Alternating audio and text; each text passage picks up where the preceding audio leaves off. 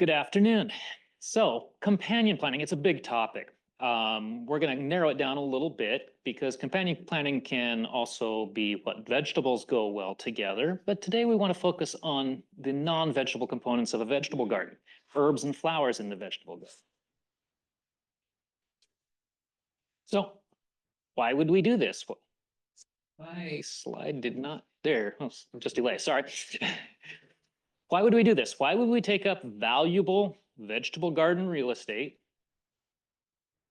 for ornamental, essentially, uses?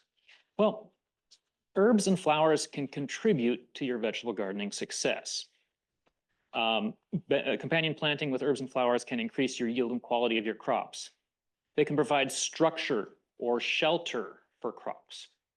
They can help reduce the impact of pests and diseases, and they can act as host plants for beneficial insects to draw more of the good guys into your garden, thus resolving some of your potential issues. When we talk about enhancing a crop with a companion, understand that this is a word of mouth and less scientifically rigorous concept.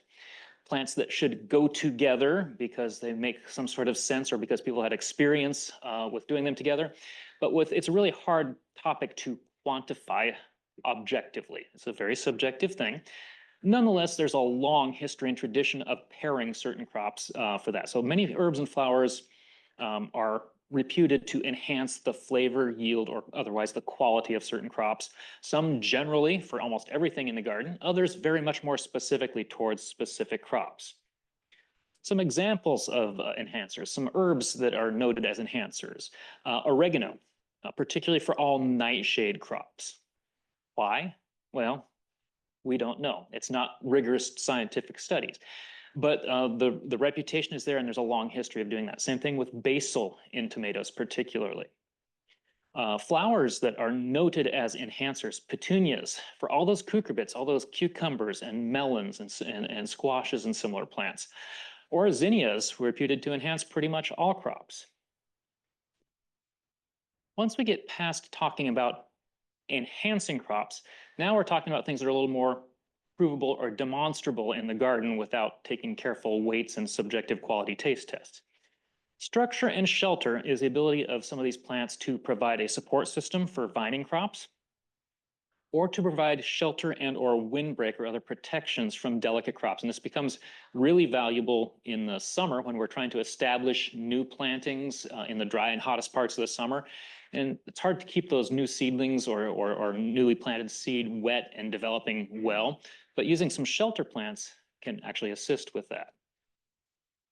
So structural plants, plants that are strong and rigid enough to provide vine support, are typically things like sunflowers. And sunflowers can be truly massive. I mean, you can get 10, 12, 14-foot sunflowers, a little bigger than most people really need in the garden. And those stems are rigid enough to train, for example, beans or peas into, particularly beans. Peas tend to fade out by the time the sunflowers are that big. Rosemary is a little different kind of structural plant. Rather than being support for viney plants, it's a very large kind of woody shrub with good density that can provide a shade pattern or windbreak for more delicate crops. Pest deterrence. Now, this is getting into the point where most people get excited about the cover crop or the companion planting concept. What can we put into the garden that will reduce our labor? Herbs and flowers can deter pests by masking or nominally repelling insects. So the kind of different topics there. Repellent plants are things that the insects actively dislike, and that's a pretty narrow window because so many pests, slugs and snails in particular, really aren't that selective. Masking is another issue. The concept of masking is plants that give off an odor or a visual cue that makes it harder for pests to find the crop plants to predate on. And there's a lot of effective repellent plants or deterrent plants. Chives. Chives can be very effective in the vegetable garden for the various caterpillars like the cabbage loopers and cabbage moths. Can also be a deterrent for some of the root maggots, particularly carrot rust fly maggot and cabbage root maggot. Sage is another excellent choice in the garden. It's a beetle deterrent and also effective to some extent on the various caterpillars. Also works where the chives don't necessarily as a deterrent for the onion rust fly maggot for garlic and onion crops. Now, we start running into some interesting situations when we start playing with this in the garden. We'll talk about this a little bit more bit later, but both chives and sage are perennial crops. So they tend to be persistent in the garden. So placement becomes an issue, or you need to plant them, dig them, and move them. But we'll talk about that a little more at the end. Some flowers that work effectively as deterrent or repellent plants. Geraniums. Geraniums are a good deterrent for beetles and for leafhoppers. These are in many ways more critical pests to deter than the more obnoxious on the surface aphids, because leafhoppers and beetles transmit a significant proportion of the viral diseases that can get into your garden plants. Aphids can transmit a few, but leafhoppers are infamous for the amount of virus they can transmit. And unfortunately, viral diseases can't really be controlled. You get a plant with a virus, you usually will take it out of the garden before that virus gets spread to other similar plants. So anything that can deter these particular foraging insects will go a long way to reducing your risk of viral infections. Calendula. Calendula is a significant deterrent for many beetles. It also is our lead-in to another topic, trap crops, crops that can attract pests, keeping them away from the more valuable plants in your garden. So we said plants can deter insect pests by masking or actively repelling, but plants can be effective by being so attracted to certain pests that they concentrate on those trap crop plants. Some good examples, marigold. Marigold's a fair deterrent for beetles and leafhoppers, but it's a huge slug and snail attractant. So if you put your marigolds away from your primary crop plants, like towards the margin of your garden, you will tend to concentrate your slug and snail problems away from your crop plants and more into the marigolds. You can also then focus your slug control measures on those areas and less throughout the entire garden, making it more efficient. Sunflowers are famous for structural support, but they're also a huge aphid favorite. And you will get these big sunflower leaves that the entire backside of the leaf will be almost nothing but aphids. Of course, those concentration of aphids also tend to draw ants. And you can actually kind of draw your aphid populations, especially with really tall sunflowers, up out of the sphere where they're going to be so much of a problem on the smaller crops beneath. And so that's a trap crop for those. Far and away, the best utilization of companion planting is to attract beneficial insects or other critters. So herbs and flowers can serve as host plants, nectary resources for pollinators, and for many, many predators. Some great pollinator attractants in the companion plant group. Borage. So borage is a bit of a thug in the garden in the sense that it reseeds itself everywhere. It's a little hard to get out. But you will find no other companion plant that draws the sheer volume of bees. So critical pollinator resource.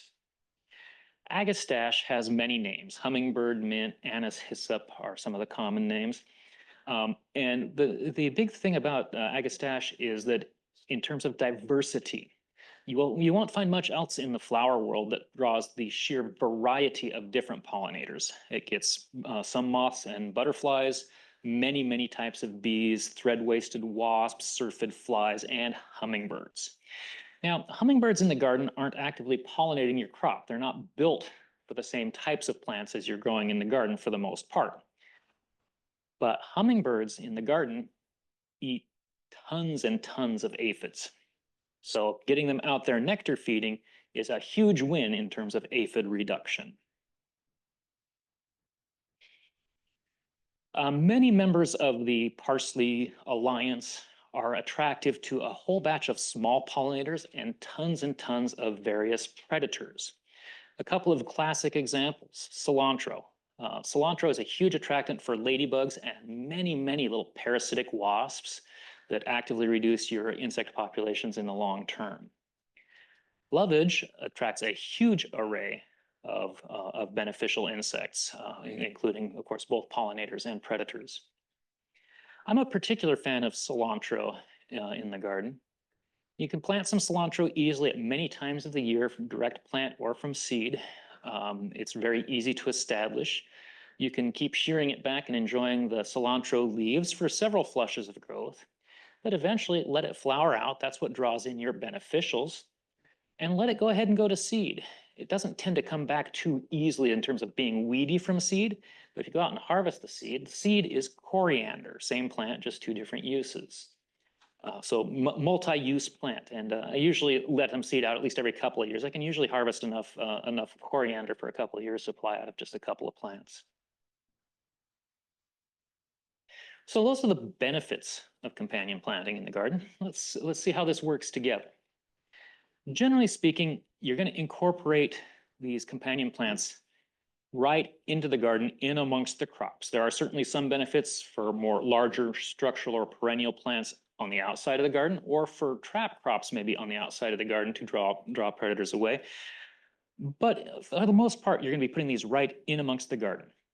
Some things are big enough to really require substantial space allocation, and you need to be very careful about how you're using them. And it's really a good idea to use these companion plants with the goal in mind of creating some layers. This is what creates biodiversity in the macrobiota there. So having some short plants and some moderate-sized plants and some taller plants intergrowing in a confined range not only increase how much you're growing per square foot, but also create natural habitat and habitat breaks. Consider the lighting needs of the various plants, both the vegetable crops you're working with and the companion plantings you're adding.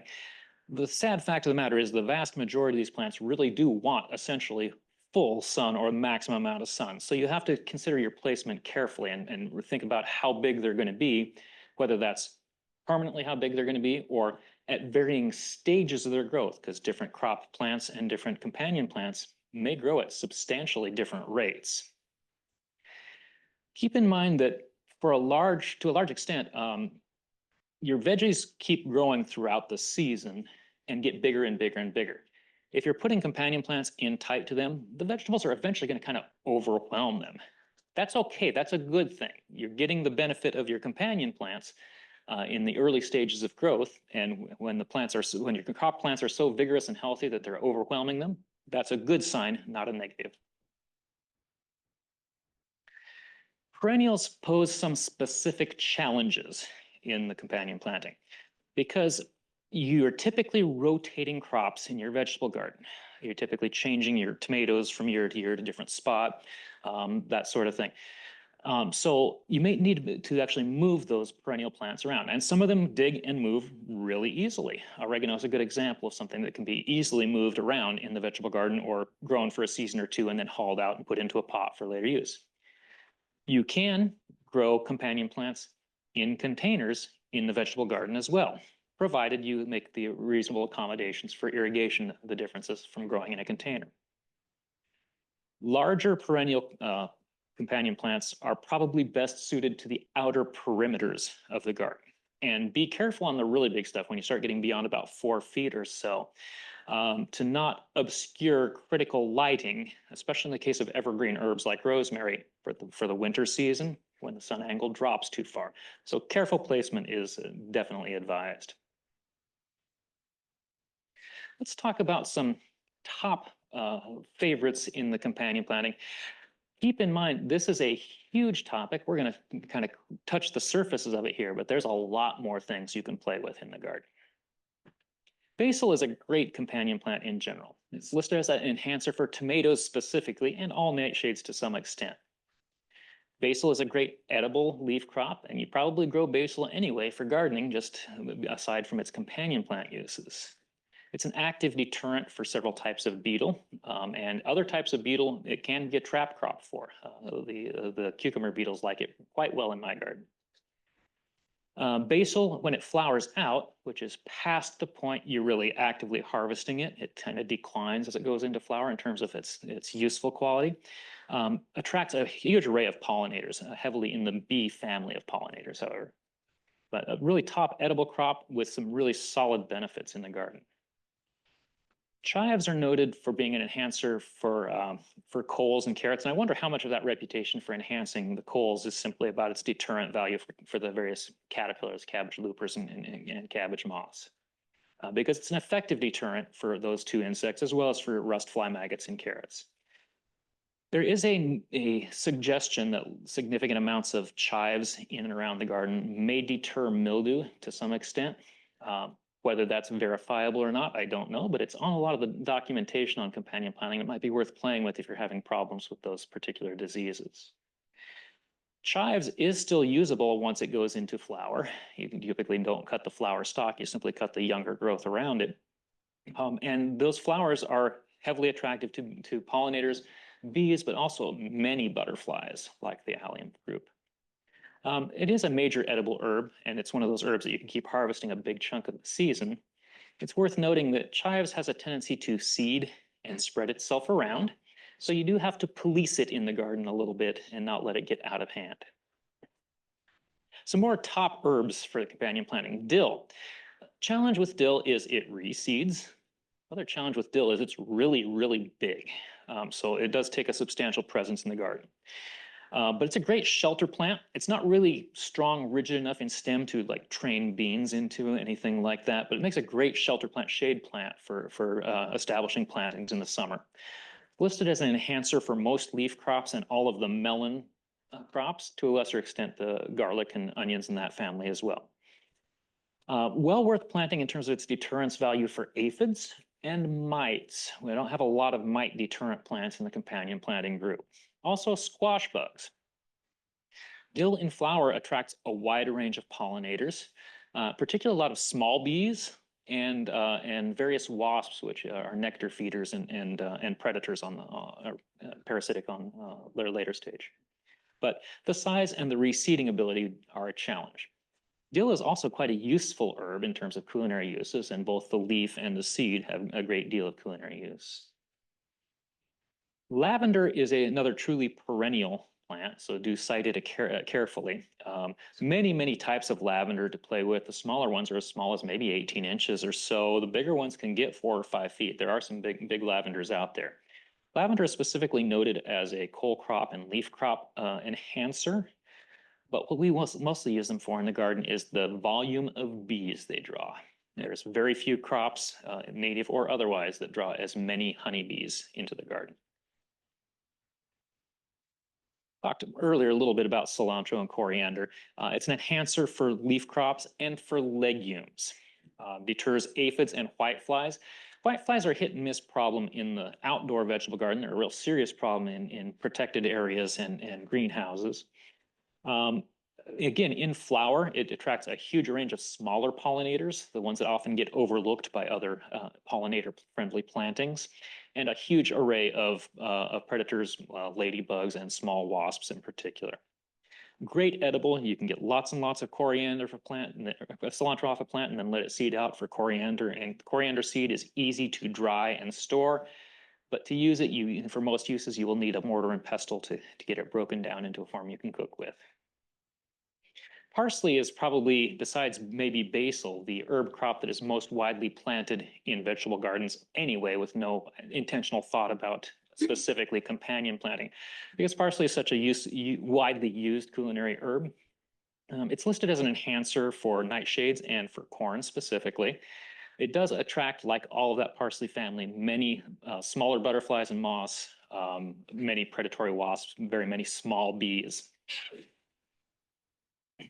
Some top flowers that make good companion plantings. We mentioned sunflower earlier, very strong support structure. You can train vines in viney crops into it. You can grow your nightshades under it. You can grow squash plants and other cucurbits under it without necessarily training them up it. There are a lot of different sizes of sunflowers available. Typically, if you're trying to use them as a structural support or as a major trap crop, you're going to want to use really large varieties to meet those goals. But if you don't have that kind of space and you want some of the other benefits in sunflower, there are many compact varieties all the way down to about 18 inches. Be aware when you're working with sunflowers that there are a lot that have been bred sterile on purpose to not set seed so they don't reseed themselves and so they keep blooming longer. This is not good from a pollinator standpoint. These sterile sunflowers do not attract bees and other pollinators. They don't have the right parts to be an attractant. They may get an occasional hit as a visual forager finds them, but there's no resources there for those critters. So the fertile forms do draw a lot, particularly of bees, also hoverflies. And as I mentioned earlier, it is a trap crop for aphids and ants. Yeah, to know, how do you know if they're fertile or not? Well, you have to read the resources, unfortunately. That you can't just tell readily visually, unfortunately, although all the full doubles like teddy bear are sterile. The open petal types, open center types, some are fertile, some are sterile. Theoretically, it should say where you buy your plants. Unfortunately, you sometimes have to read the fine print or go online to check the specific name variety to find it. Will it just say, if it says it on the seed box, will it say like sterile? They should say either sterile or fertile, ideally. Unfortunately, not all companies bother, which is really frustrating for those of us in the industry as well. Yes. Zinnias. I like working with zinnias in the garden because they're an incredibly high success rate plant. They're very easy to work with. There are many sizes available. Again, you can get little micro ones. You can get big ones that get up around 4 feet. The bigger ones can be great shelter plants for more delicate crops. They're listed as a general enhancer. They're supposed to improve pretty much every crop in the garden. They are a white fly deterrent. And again, the open forms, the ones that are not fully doubled out, are great pollinator resources. If you're ever looking at growing anything for pollinators, you do have to pay attention to all the intense breeding we've done for plants to make them showier. Anything that they've got the doubled up sets of petals inside of petals inside of petals, nothing can reach the nectary to get any resources out of, so they're useless to pollinators. Zinnias can be direct sown, or they can be started inside and then transplanted out. They're one of the few companion plants that is fairly easy to direct sow as well. Any question? Well, back to the sunflower, I always worry because they drain so much moisture out of the soil in terms of proximity. Concerns about companion plants like sunflowers and their size and how much water they're taking. It is something you definitely want to take into account. A number of these companion plants can be actively dry garden. In other words, they root deep enough that competition isn't normally a significant issue. Things like oregano is a good example of that. Sunflowers are relatively thirsty. They tend to like a pretty good water supply. In an irrigated garden, that's usually not a problem if you're irrigating consistently. In a raised bed, that's a little bit more challenging. Or if you're packing it really tight, which I tend to do, that can be a little challenging. So you need to monitor. The thing about watering in the garden is that there is no rule.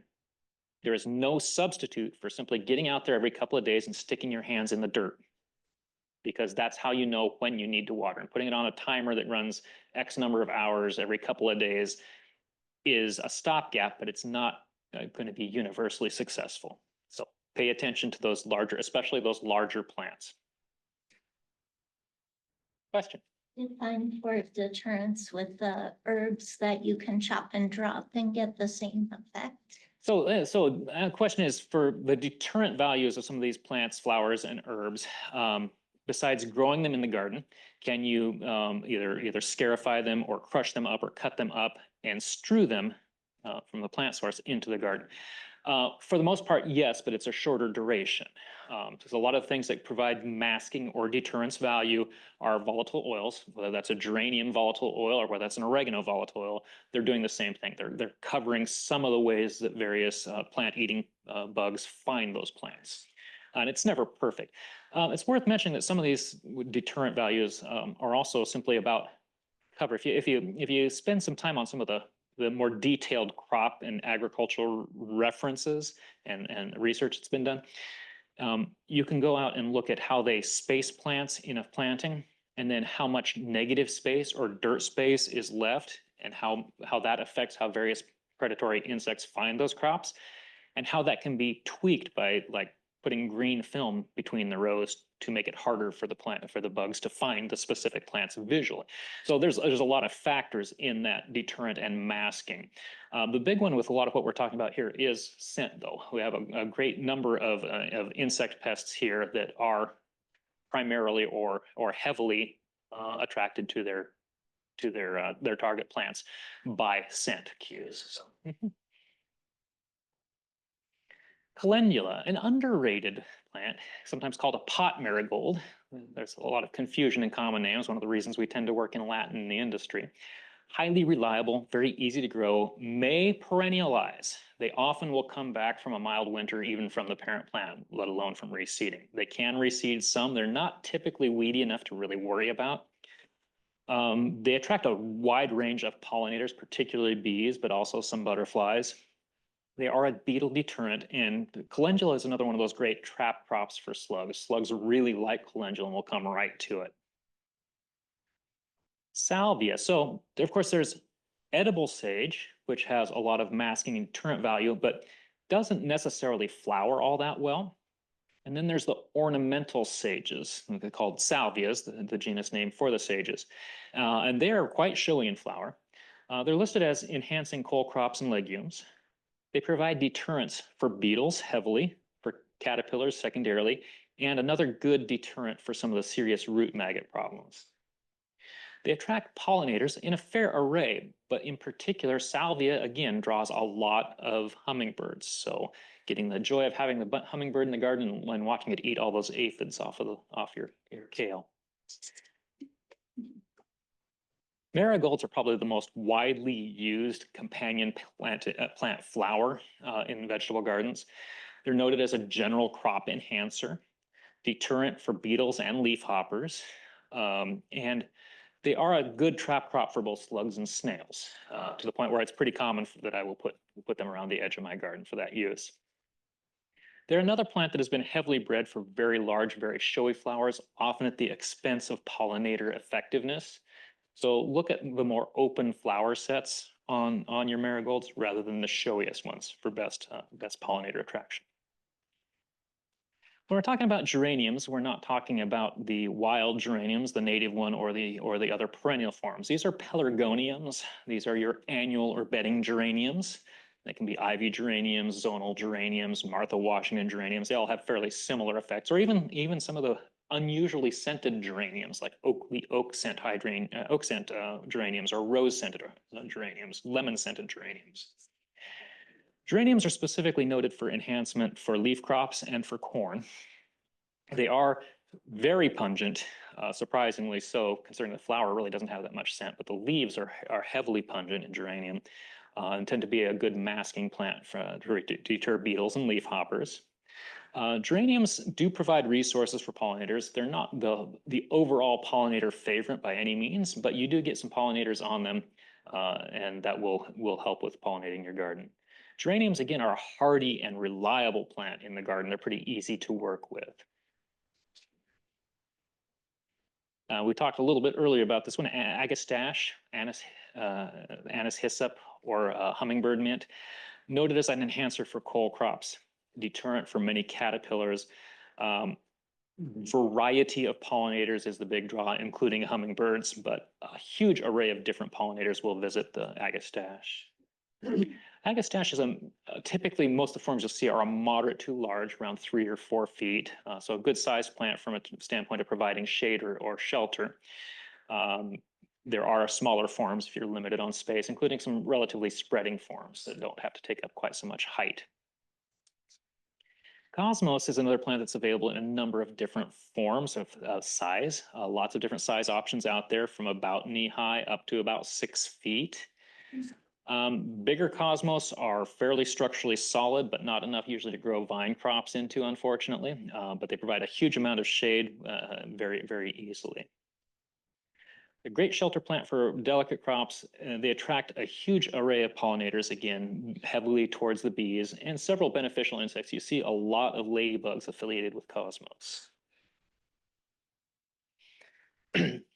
So, let's see the promotional things on TV. Don't try this at home. I want to encourage you to do try this at home. This is it's a few years ago now. This is my vegetable garden at home a few years ago with some 12-foot sunflowers and lots of borage mixed in amongst the broccoli and the tomatoes and the squashes and all that. So it's a functional way of incorporating these things into your garden, and don't be afraid to play with it and to explore these options. Density in the garden is a good thing, and diversity in the garden is a good thing. You can get a lot more mileage out of the space you have by not planting in neat, tidy rows and blocks, by scattering things through and planting dense. It makes it a kind of a pain to maintain and harvest, but it can be well worth the extra investment.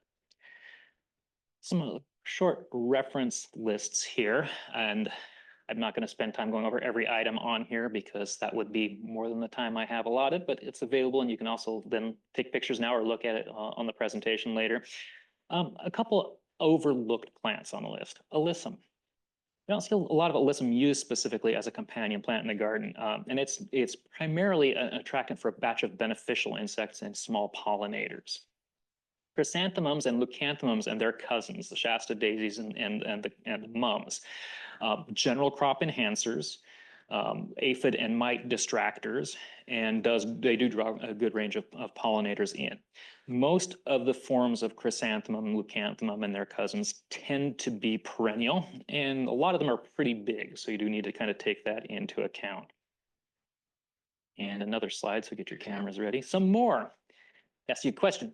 What are coal crops? Cool, good question. So we often use some verbal shorthand. Cole crops are the broccoli, cauliflower, cabbage, the members of the mustard alliance that you're not actually eating the leaf of like kale or the root of like turnip. So the things you're eating the flower bud or flower structures of. So again, some more crops here. Nasturtiums are fun and they are very effective enhancers, repellents, but they are a bit of a nuisance in the garden. They set persistent seed. So once they've flowered and gone to seed, they may come back next year, but even if you then tear them out, they may come back for 3 or 4 more years as the seed slowly germinates over a long period of time. So it's something you want to be aware of. Oregano, one of the better perennial herbs in the garden because it is very effective on a variety of things, and also because it is relatively easy to dig out clean at the end of a season and move somewhere else or slap into a pot later. Savory is another perennial herb in most forms. There's both annual and perennial savories that gets pretty good size and can be well utilized at the edges of a garden. Gets about 3 feet and kind of an underutilized culinary herb, but again, a huge attractant for many, many pollinators, noted for enhancing beans and alliums like onion and garlic. Tarragon's a pain to grow any way you grow it. You can put it in your vegetable garden to grow. You're really growing it for the tarragon. Its companion planting benefits are there, but it's too much trouble to grow just for the companion planting benefits. And yarrow. Yarrow can be easily grown from plant or seed. It is a persistent perennial, but it can be killed by tilling in or incorporation pretty well. It's noted particularly besides its enhancement value, particularly for herb crops, for what it does to soil. It's a soil conditioning plant. So you plant a crop of yarrow on, you cut it, and then you till it in, and it actually improves both your soil texture and some of the soil structural characteristics. At this point, I'd just like to open up and take any additional questions you have on companion planting. Yes. I'll kick us off. One of the things people start to think about at this time of year is mason bees. You've given us lots of good options for summer blooming, right? But other than crocus, Right.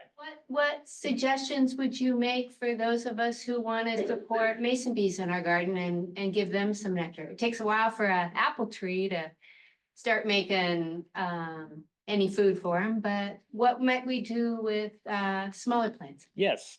Companion plants that would support mason bee habitat, because almost everything we talk about in the major companion planting groups are summer for the summer garden. A couple of things. Pansies and violas. A good winter through early spring crop.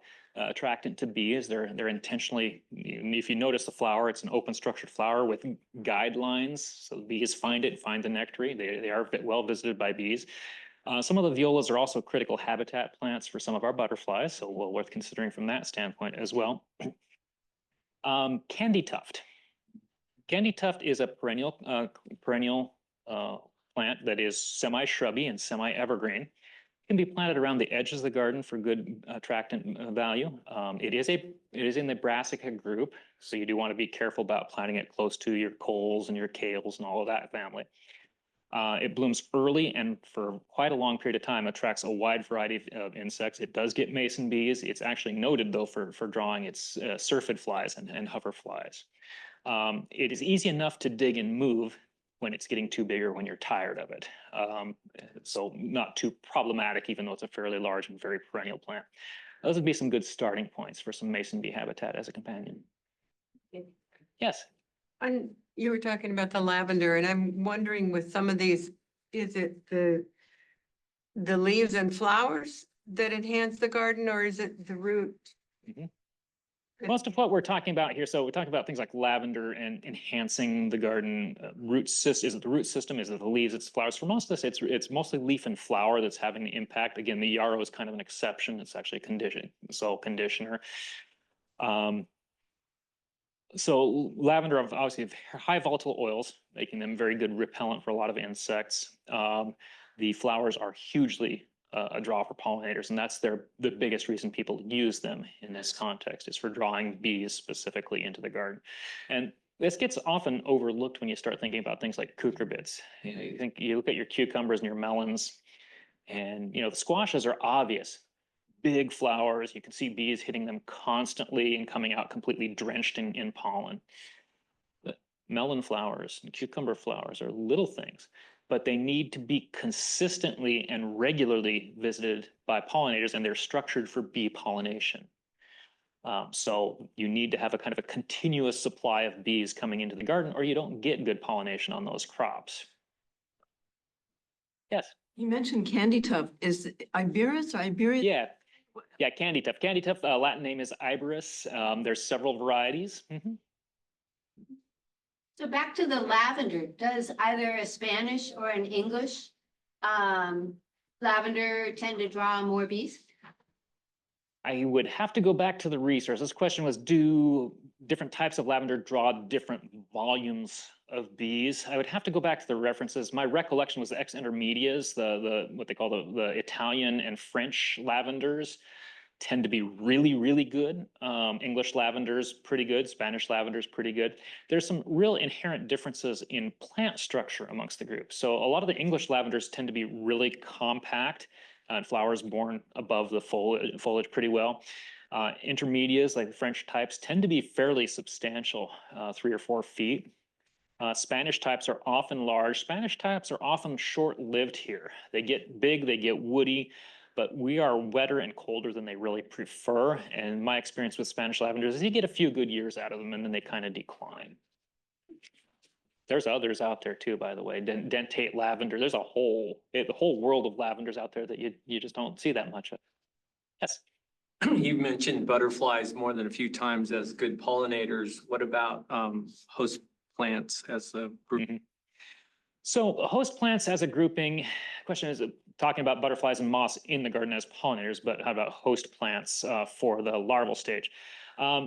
So sometimes your distraction plants are host plants. They draw caterpillars. The problem you get into is that so much of what you see for caterpillars in the vegetable garden, you don't want in the vegetable garden in that stage.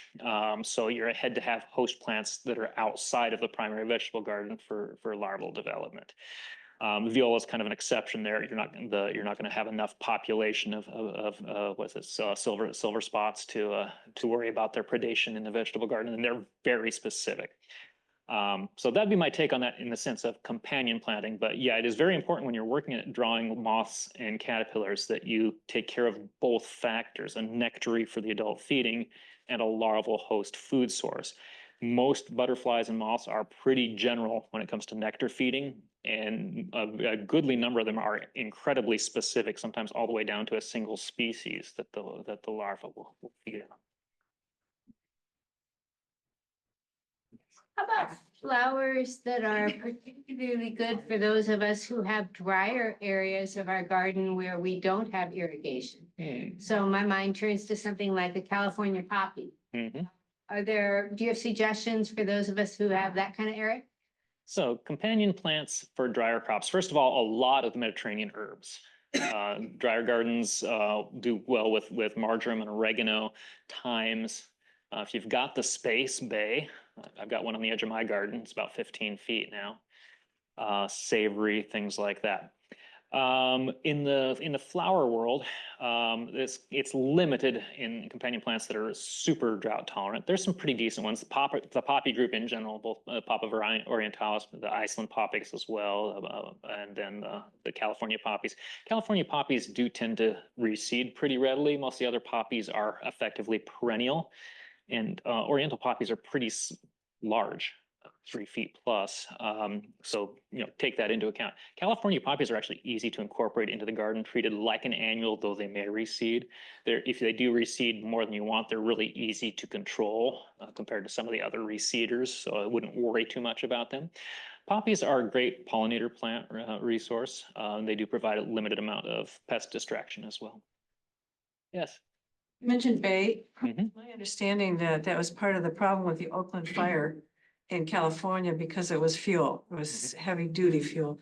Do you have any references related to how we would kind of map this information against managing fire risks? And because we're all, at least I'm more aware of how I plant things close to my house. Mhm.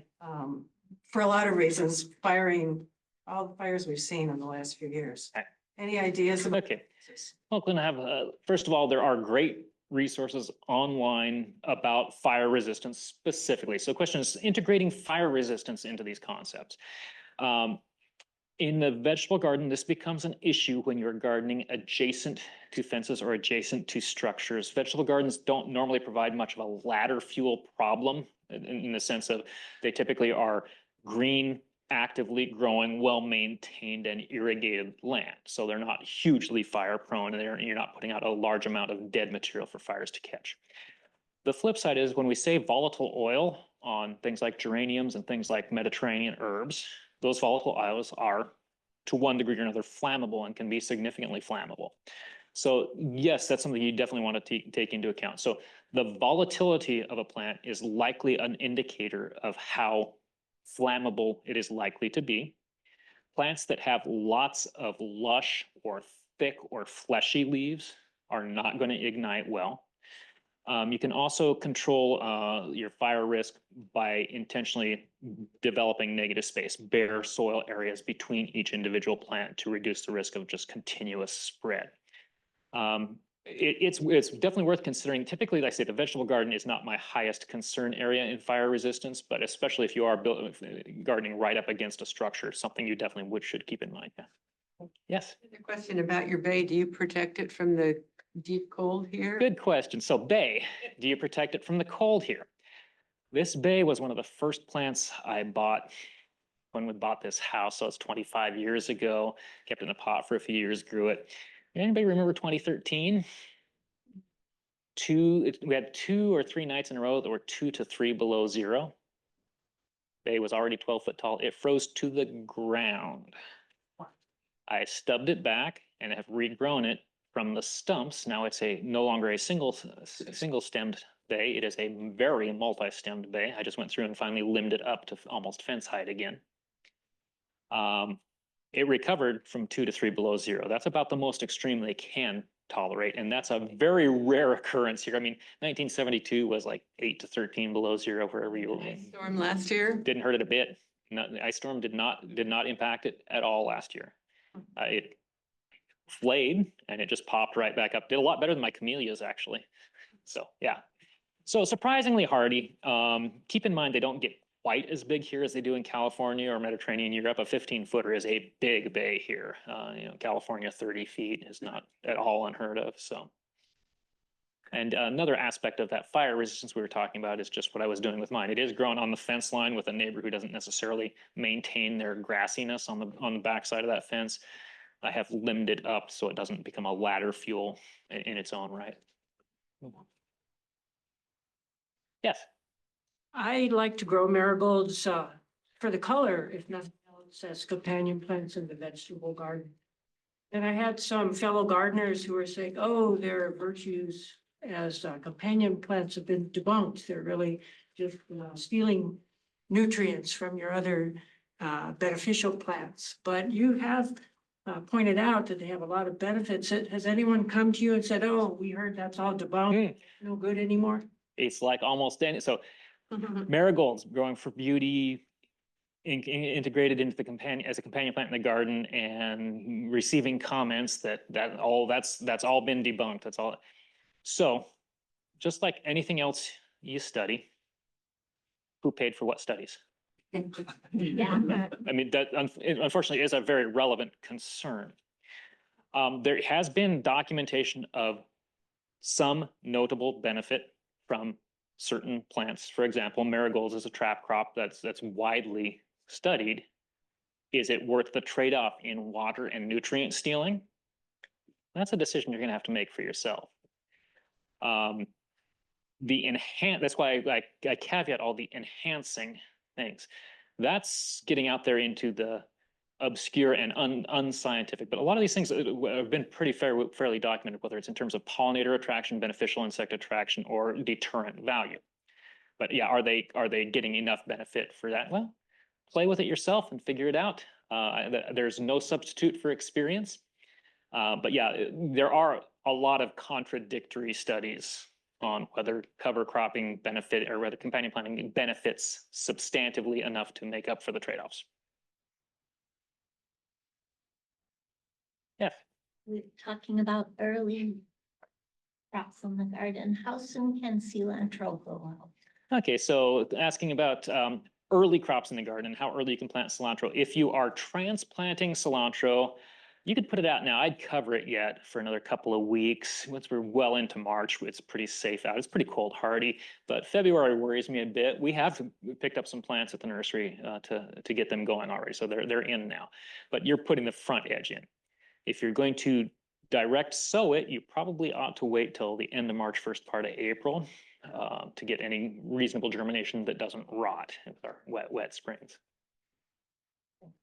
I'll ask a follow-on question to hers, but related to the wet spring and success in starting zinnias. The colder soil, when you read the seed packet for zinnia, what it suggests about how warm it likes to be when you're seeding it, kind of like a pepper, it wants to start out warm and then it wants to cool down a little bit. And then, I mean, like we all have our comfort zones, right? So can you speak to how to increase the success of starting zinnias here in our wet springs?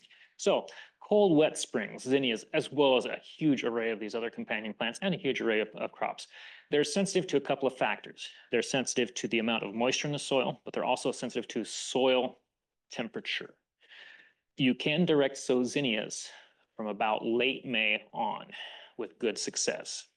If you're really wanting to get them up and growing faster, you really should start them inside and ideally probably under a heat mat. They do like a pretty good soil temperature for germination. You don't have to do it that way, but it is probably the most successful all-in-all way to handle zinnias. Factors beyond simply the soil temperature. Moisture causes, of course, rotting of seed if it's not germinating fast enough. Zinnias are not super fast. They're faster than basil, though. Basil is another one I always worry about trying to direct sow at all. You nominally can, but it's so slow.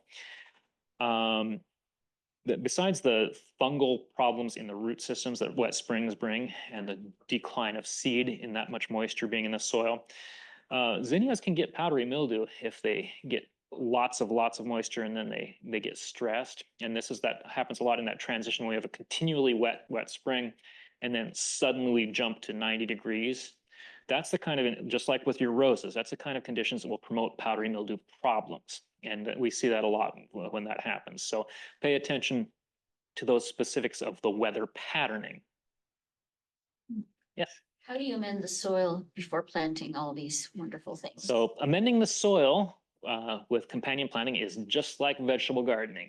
Work a nice large hole, plenty of compost or other organic mass into the soil unless you're already organic overloaded. Raised beds often get organic overloads on time. put some general purpose fertilizers in. You can use an all-purpose organic, you can put a rosin flour organic or a vegetable organic, they'll respond just fine. Herbs will often do better with maybe a little bit hotter fertilizer in a granular. You could move up to like a citrus fruit tree fertilizer or an all-purpose instead of the flowering types. If you really wanted to maximize your herbs, you might even consider some of the very complex liquid fertilizers that have molasses in them. That seems to have some impact on development of volatile oils in particular. Till or not to till? Oh boy, you're going to pin me down on this. Everybody, till or not to till? I till. So there are benefits, significant benefits to no-till gardening in terms of soil structure, in terms of soil biology. So practicing no-till gardening can be a huge step to enhancing and protecting your soil. On the other hand, when you don't till your soil, you're not breaking up your soil texture if it's compacting, and you're not deterring certain soil pests that can build up in your soil that the tilling is one of the few ways to control, like garden symphylan. I till, it fits my my pattern of gardening well, and especially on my very large now vegetable garden. I don't think I could maintain enough weed control in a non-till situation is my humble opinion on the topic. Thank you. Yes. Did you mention Phacelia? I've noticed a lot of pollinators. Yeah, I did not. I think Phacelia made the main list, though we didn't talk about it in this talk. So Phacelia, Phacelia, is a great annual plant used for particularly drawing bees in, other pollinators as well. There are several forms. The California blue Phacelias are the best bee attractants, but we have a whole batch of native Phacelias as well that tend to be either very pale blue or white, or sometimes greenish white. And they're great for drawing native pollinators and small bees in.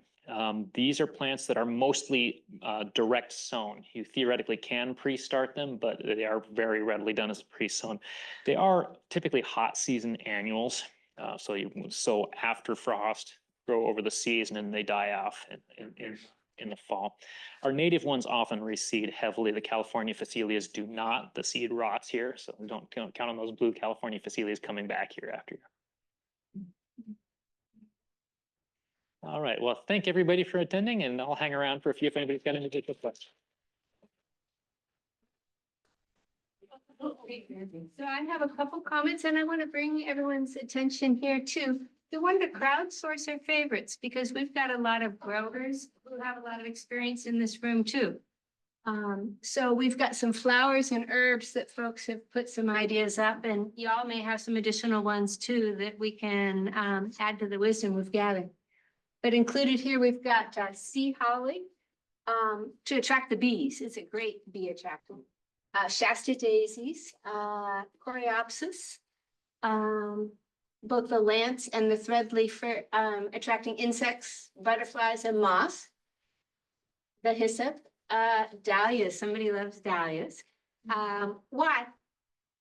What do they tend to attract? Who wrote dahlias for us? Do you see bees, beneficial insects? You know, or perhaps that's one of the person who has already left. Added dahlias. I'll jump in on that. So dahlias are great in terms of pollinator attraction. Again, they are, a lot of them have been bred to be doubles and full petal forms, so they don't do so great for pollinators. Dahlias, for the most part, are big tubers, but border dahlias or bedding dahlias, which are treated very much as just an annual crop, are very effective in vegetable garden, and primarily it's a pollinator attractant. Darren spoke about that. Astache, marigolds, foxglove for bees and hummingbirds. I'm going to jump in on that one for just a minute. So one of the things that when we're doing this talk specifically is there are plants that can be beneficial in your vegetable garden that you really need to be aware of in terms of toxicity. So I don't normally talk about them in the vegetable garden companion planting. Foxglove is not horribly toxic, but you need to be able to recognize it and not eat it because it's not good for you. Digitalin is a heart affecting compound. So the same reason we don't talk about like convallaria, lily of the valley, which would make a great understory companion plant in the vegetable garden. So it could grow under everything and it's pollinator attractant, but it's incredibly poisonous. So that's why we don't cover that. Good comment. I saw that the most recent MPK post that was put out, I think it was this last week's, is about plants that are poisonous in our gardens.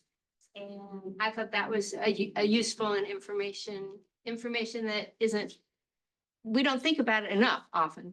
Those of us who have dogs or cats in the yard, I thought, You would be really, really surprised at how much of your common horticulture is toxic to one degree or another.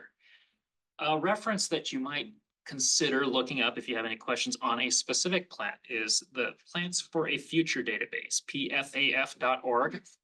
It talks about edible plants for foraging primarily, also talks about medicinal and other ethnobotany and cultural uses. But it does have sections and specific citations of toxicity risks for a lot of these plants. that was PFAF. pfaf.org, yep. Thank you. And I'll just throw out the SPCA has a site for those of us who do have dogs or cats. Yeah, and it's That's different for specific, people and you can versus search, you can put in the plant either by canine or feline or both, and it'll tell you whether it's toxic or not. Yes. Yeah, I went to the talk at Insights into Gardening on poisonous plants, and they handed out this flyer that had like pages and pages. And basically what I got from it was assume that almost every plant in your garden is poisonous unless you know otherwise. That's In the some cautionary. way, if Yeah. only irritating to your skin. Well, yeah, there's different, yeah. Thank you. Good, okay. So we got, and then Helenium. That was one of my favorites. I've never seen such a variety of insects as was attractive to Helenium. Everything from, Sneezeweed, yeah. Helen's flower or sneezeweed, Helenium, great ornamental. Looks a lot like blanket flower, like Gaillardia in many regards. Very huge pollinator attractants for sure. Very easy to grow and persistent perennials. The Gaillardias too, as I say, put together a talk like this, we could keep going and going. I tried to winnow down a list to what we can handle in time frame. yeah, it's stuff. Okay, we got borage, cilantro, rosemary, oregano, and I was thinking where you spoke, Roman chamomile. Yes, another soil conditioning crop, Roman chamomile. And that's a good one for the early bees. Yes, it is. That I was, I know there's more. What am I missing? That's one. Again, it's a plant that can get a bit out of hand, however, so be aware it does spread pretty aggressively. That's an easy one too. I mean, Yeah. literally you can weed whack it or you can mow it. And after you've done that 1, 2, 3, 4 times, then it, it stays, where you put it. And I think it's like beneath an apple tree or something like that, where it can create a nice harmony in coverage is, personally, I like it. So any suggestions? Question, German or Roman chamomile? Aren't there two different ones? There are two different chamomiles, German and Roman, yeah. Which is, so German is not the one to use. You The can German- use it, so there's a variance in size, and there's a variance in aggressiveness. The thing about Roman chamomile is it's incredibly easy to grow, but it can be a little bit of a nuisance. I found it to be a little bit of a nuisance. Yeah, Is that one that you can use the flowers for tea? yes, you can Yes. use all the chamomile flower, actually, all of the chamomile flowers can be used as a chamomile tea, that's correct. Do others have favorites we can add to the list? What does it say about cilantro? Edible leaf, edible seed, predatory insects. I'm sorry, the last part? Predatory insects. Okay, if that's of interest to you, the predatory insects, I don't know if you can back to.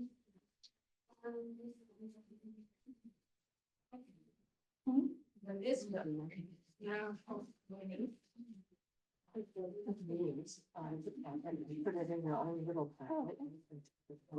This book. This book is this table. Which is fabulous. So if you want to look up big-eyed bugs and or assassin bugs, they will be attracted by whatever they're attracted by. Yeah, this is Assassin bugs are great. Yeah. The flyer for our event has a assassin bug that I captured on one of the flowers. I'm gonna take a look. Anyways, so the seeds we have in the back, again, were all generously donated by Chenard's. They're all seeds that are very, very tiny. And each seed will go into a plant that is not tiny, okay? Right? And we're seed sharing a library, so we ask folks take just a few seeds of each because that's the way we can have more people share, okay? But these are also seeds that you're not gonna just be throwing in your garden. They're seeds you're gonna be starting in pots, which means you want to have the space for the pots to start them inside because we start them somewhere between 6-8 weeks before we're gonna put them out. Okay? What is considered the frost-free date for this well? Because I know it's changes. Yeah. May 15th is what we use as a consistent, that's based on a lot of historical data, May 15th for your last frost date for the Mid-Willamette Valley. I have seen it frost May 21st in the 30 years I've been doing this. You're saying May 15th? May 15th is your frost-free date. Killing frost is April 15th, so there's transitions, okay? But you can hit a nominal frost at a 30 to 32 degree frost for an hour or so, clear up through the middle of May. So anything that is completely frost intolerant should not be planted out earlier than that. This includes tomatoes, peppers. Yes, everybody wants to push the limit on it. I get it. You need to protect them if you're doing that. And there's years you'll get away with it. There's years you won't. So, yeah, but after May 15th, we figure you're pretty much safe, yeah. Okay, thank you. There's an exhibit in the public seed library, which shows the listing from NOAA for the last and first frost dates for each of the last 20 years. And then the mathematical average, okay? And you can get a sense, you can eyeball it. There's one year there where there was not both in the same calendar year. Right? Right. Okay, but the practical guidance is here, right? The other thing I'd like to say about that is microclimates matter.